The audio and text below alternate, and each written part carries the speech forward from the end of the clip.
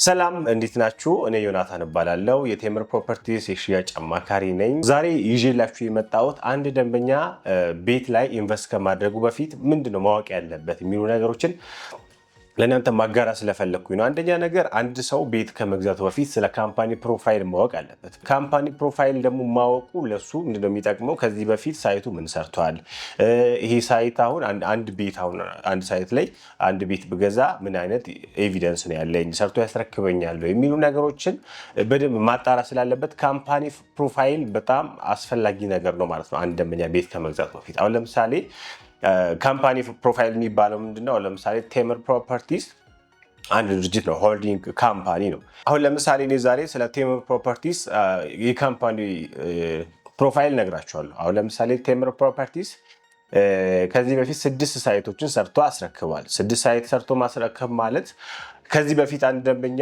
መጥቶ ኢንቨስት ቢያደርግ ማስረከብ እንደሚችል አረጋገጠ ማለት ነው። አንደኛው ነገር ይሄ ነው። ስለ ቅናሽ ደግሞ እሱን ደግሞ አንድ ነገሮችን ልበላችሁ። ቅናሽ ማለት አሁን ለምሳሌ ቴምር ፕሮፐርቲስ ከዚህ በፊት ብዙ ሳይቶች ላይ ቅናሽ በማድረግ ይታወቃል። አሁን ደግሞ ቡልጋሪያ ያለ ሳይት ላይ 30% ቅናሽ አድርጓል። አሁን ቅናሽ ሲባል አንዳንድ ቦታዎች ላይ 40%፣ 60%፣ 50% ምናምን ይባላል። ግን 50% ሲባል ከ50% ላይ ብቻ ሊሆን ይችላል ቅናሽ የሚደረገው። እኛ ግን ከሙሉ ዋጋው ላይ ነው ቅናሽ የምናደርገው። ያ ማለት አሁን ለምሳሌ 10 ሚሊዮን ብር ከሆነ የ10 ሚሊዮን ብር 30% ቅናሽ ታገኛላችሁ ማለት ነው። የተለያዩ ሳይቶች ናቸው ያሉት። አሁን የቡልጋሪያ ሳይታችን ላይ 30% ቅናሽ አድርገን እየሸጠ የምንገኘው ሳይታችን ላይ የካሬ አማራጮቹ ከ69 ካሬ ጀምሮ እስከ 136 ካሬ መኖሪያ ቤቶች ናቸው። አሁን ለምሳሌ 61 ካሬ ማለት ከ5.1 ሚሊዮን ብር ሙሉ ክፍያ ጀምሮ እየሸጠ እንገኛለን ማለት ነው።